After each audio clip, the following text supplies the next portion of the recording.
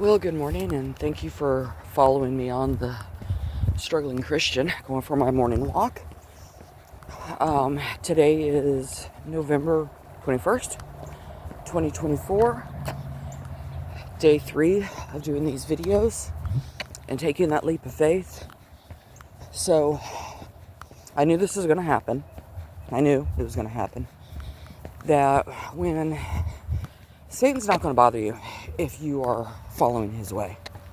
So it's really funny. I think it was 2 Thessalonians, but I could be wrong. 2 Thessalonians, I don't really remember. I said, I'm going to give scripture, but it's up to you to look for it. We're not to celebrate or be around anything with the appearance of evil. The appearance of. So if it doesn't look Christian, it's okay. I'm not supposed to do it. So that's the whole thing, is that he says, the appearance of evil. You don't want to have the appearance of evil in your life. So I've cut it out. I would rather be safe than sorry. You can try to debate me on this, but I don't ever debate what God says. It is a fact. You're not to celebrate the appearance where you're not really sure. So my best advice for that is, if you're not sure if God thinks that's okay, don't do it. So I'm abstaining from anything that's the appearance or it actually is evil. So like I said, I started this Struggling Christian 3 days ago. And as you know, my husband and I were separated. He has the Jezebel spirit. Again, I don't get sponsored. I don't get money. I don't get anything for recommending anybody on these podcasts or whatever you want to call it. Dominic Herbst, for restoring relationships. It's on YouTube. The Double-Minded. He's a clinical psychologist, psychiatrist. He explains who he is. Plus, he is also a pastor that works on, it works with any relationship, but he mainly focuses on marriage. So, look up the Double-Minded. The Double-Minded is the Jezebel spirit, which is also what crazy Freud said, narcissism.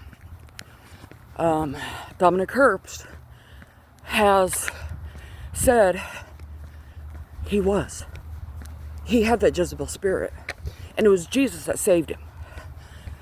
My husband right now has got that spirit. Been praying for him, and he got saved a couple months ago. He's going to church, but he's still, that spirit keeps raising its ugly head. And my husband is a baby Christian. I remember it was just in 2019 that I was a baby Christian. I'm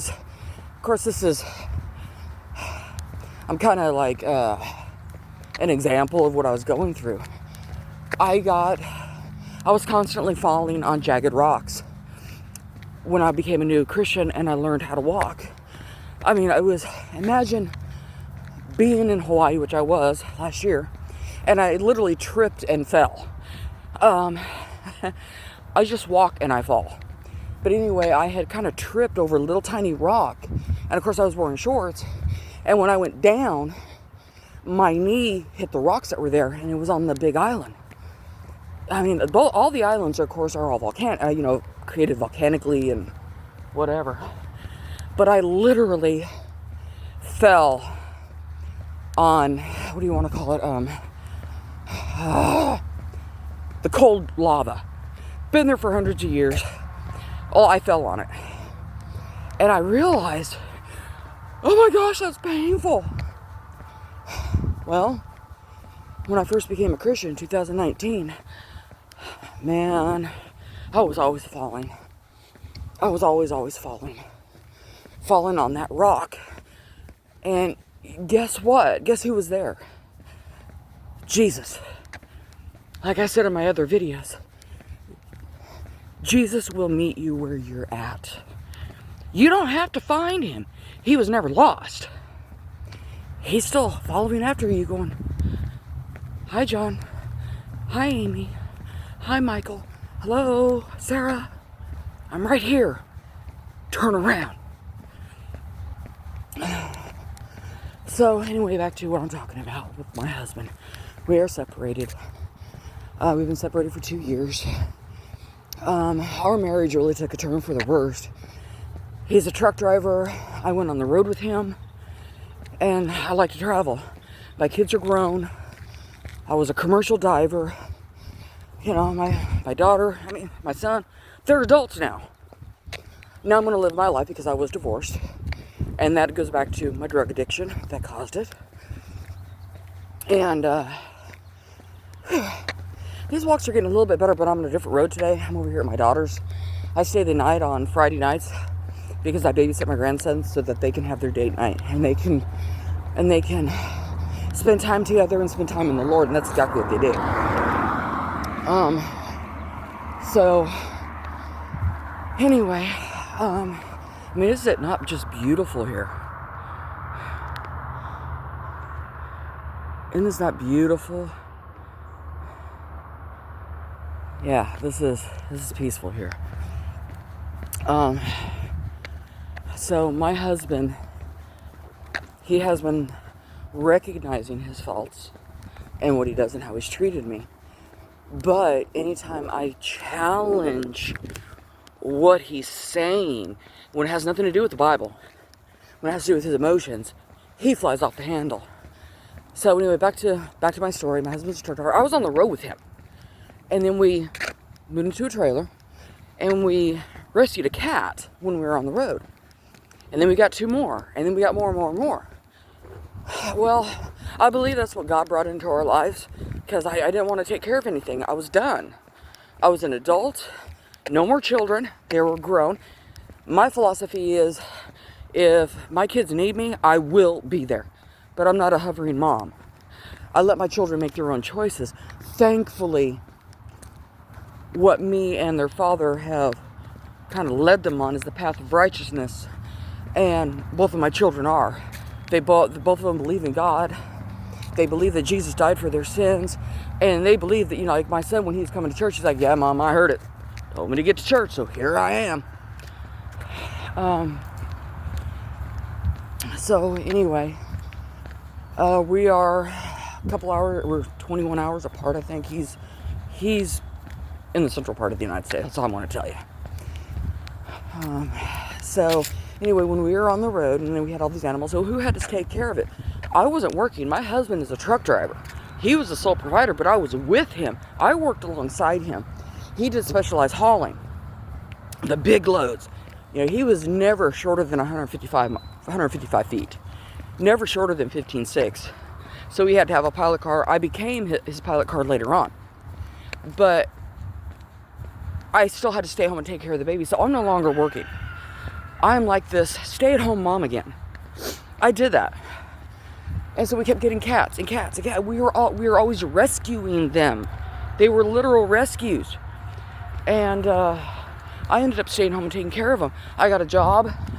So I was doing the 9 to 5. Where we were living, I had to drive over an hour to get to a decent job.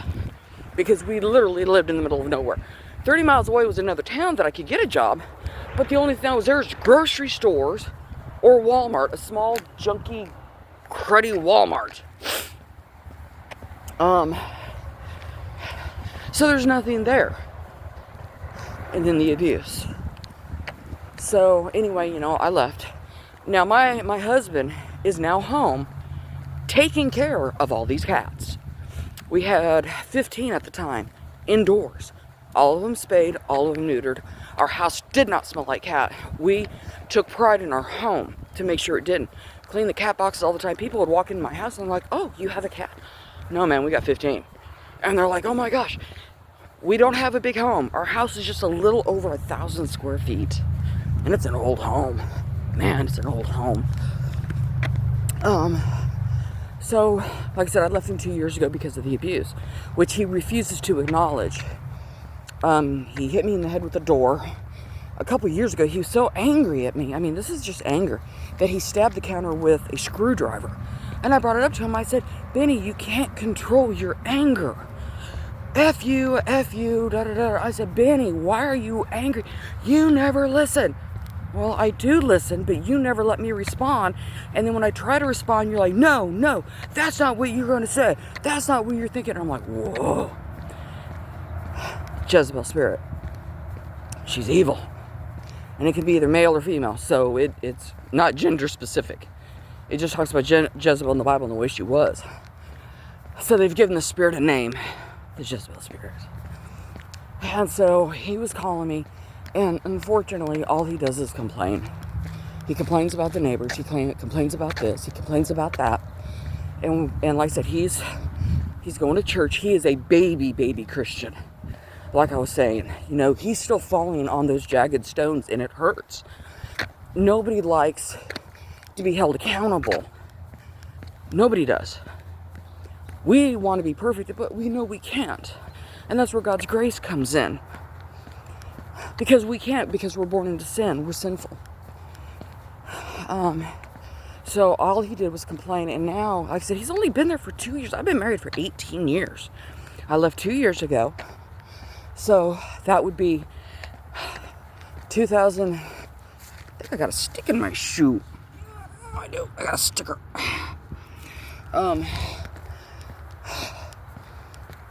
'So I left in 2002. In October. So he's only been there at this house for 2 years by himself. Yes, my husband came home. He was a truck driver. He would come home every other week or every 2 weeks. Now here I am working 40 hours a day. For the first year, I was only driving 30 minutes because I found a job at a company that I liked, warehouse work. So I only had to drive 30 minutes one way. I can do that. They shut it down. And then I transfer to the biggest warehouse. And so now I'm driving an hour 10 one way to keep my job. Because I also had insurance. I was the one that was carrying the insurance on us. I still am. I've had health insurance on both of us since 2018. So we're covered. Anyway, so he comes home every other weekend or every 2 weeks for the weekend. And I didn't clean cat boxes. And what's ironic is that his parents did the same thing to them. His parents would go on the road, leave them alone. They raised themselves. And it was just, my husband was tortured. He was absolutely tortured by them. So when they came home, they still did nothing. It was their children that took care of the animals. Not them. They wanted the animals. The parents went out and bought the horses. They had the dogs. Paper dogs. But it was the kids' responsibility to take care of them. So my husband would come home, and I didn't clean the cat boxes on Saturday. Well, you got 15 cats. You have to clean the cat boxes every single day. And he'd come home, and I'd make supper for him. We would eat. We would enjoy each other's company. The next day, he would get up, yelling and screaming at the cats because they were on the counter. Oh, very angry. And then later on during the day, because I would clean him in the morning when he wasn't there. And he's like, aren't you going to clean these effing cat boxes? Why do I always have to clean them when I come home? Well, why do I always have to clean them every freaking day when you're on the road? You left me here. So I do have a lot of resentment towards him for this. No consideration. Now he's always threatening them to put him to sleep, to give them away. 2 of them I can understand because we've only had them for a couple of years. But the other ones we've had more than 7 years. They're our babies. How do you do that? So that's what he was doing last night. I'm going to put these cats down. I can't take it anymore. And I told him, I said, Benny, I don't want to hear that about the babies. Really, Tammy? Why? You don't want to hear the truth? You abandoned them. You left for 2 years. But here's another thing. When he left me, because he did. He left me in 2019. I'll go into that later. I was working. He was working. Now, before we actually separated in 2019, this is the second separation. He told me he wasn't going to pay for anything anymore because he's on the road. He's never home. I didn't argue. I didn't complain. I'm like, fine. I'm the one that, between both of us, we paid off the house, but he didn't know. I held that out for his birthday present. On his birthday, I made the last payment on our house. I paid the bills. I took care of everything. The only thing he did was work. I honored my husband. I respected my husband. He would come home. He was on the road all day long, for weeks. If he doesn't want to do anything, he doesn't have to. He can stay at home. I will take care of my husband. But then I became his slave. Even when he was home, he didn't do anything. He didn't do his laundry. I did. And then right before he knew he had to leave, instead of doing his laundry, or I'll do his laundry, and getting ready to leave on Monday, he would wait until Sunday night. I got to get ready. Why aren't you helping me? And it was just yelling and screaming. You know what he would say? Well, Tammy, you know the way I am. That's no excuse. You're a grown-ass man. Pardon the language. You are a grown-ass man, dude. And I would have to get up in the morning at like 5 o'clock to be at work. Get up at 4 to be at work at 5. And he would literally be yelling and screaming at me that I didn't care at 1 o'clock in the morning. And I have to get up 4 hours later and I have to go to work. Something ain't right in Denmark. So last night, I'm on the phone with him. This goes back to the original starting of this. Satan ain't going to bother you. If you're doing his will, you're going to have a happy life. So 3 days ago, I started this. And I'm telling you, everything's going downhill. Because Satan doesn't like it. Last night, my husband was talking about getting rid of the cats. And I said, Benny, I don't want to hear this. And then he goes off. He literally goes off. I said, I'm not doing this. I'm not doing this. I'm not doing this. I hung up on him. Then he sends me a text message saying, I don't want to hear the truth. So I sent him back a message. Because, he's, been taking care of him for 2 years. I popped off. That was Satan. I was very angry, very stressed. Hello, Satan. And so I texted him back. I said, for 15 years, you left me alone with these cats. Man up and suck it up. So then he texts back, you never should have married me. The truth comes out. Ever hear of drama? This is the Jezebel spirit, and this was last night. So I just put it down. When I made this other video yesterday, maybe before yesterday, my first day, I don't know. If you're ready to take this journey, if you're ready to fight these struggles and let God have these struggles, and because Christianity, it is a struggle. It is so much easier just to give up and walk away. Say, okay, I can't do this. Whatever. No, I'm just going to do it the easy way. Did Jesus do it the easy way for you? Did he? He didn't complain. He didn't, try to get out of it. Jesus knew what his plans were. He knew what was going to happen. And he still did it. And yet we can't even deal with a little bit of stress. He had flesh ripped from his body and carried that cross on his back with open wounds. And it was wood. It wasn't polished. It wasn't sanded down or glossy and protect. No, this was rough, raw wood going into ripped. And the flesh is no longer there. Now it's the muscle. The muscle of his shoulders that were exposed, his ribs. So kind of put that in context, that he died for you. What are you going to do for him? And we don't have to do anything for him, but it's, I'm trying to find the right words. Anyway, you kind of know what I'm not talking about. So I'm not giving up. I am standing for this marriage. I know God is restoring this marriage, restoring him. He has this battle, and a couple weeks ago he recognized that there are demonic spirits. He just has to recognize the one that is controlling him and whispering in his ear. So those are the struggles that I'm dealing with today. I did not want to come out here and take a walk. I just wanted to watch videos. Another influence. I just want the world to be quiet because of what happened yesterday. But I can't. I have to push forward with this. I made a promise to myself. If we can't keep our own promises to ourselves, what does that say about us? We need a lot of help. So I'm going to finish doing my walk. I walk a mile every day, and then eventually I'm going to move it up.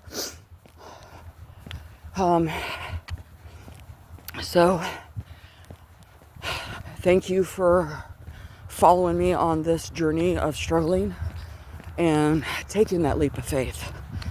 I'm going to remain faithful, and God bless you guys. Whew, I'm winded. I'm fat, but I won't be soon. So God bless.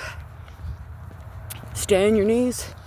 Keep praying, and whatever you do, don't give up. The more you struggle, the better life is going to be in the long run. Amen. Amen. Because wherever I'm weak, He is strong. Look it up. God bless you. Stay struggling.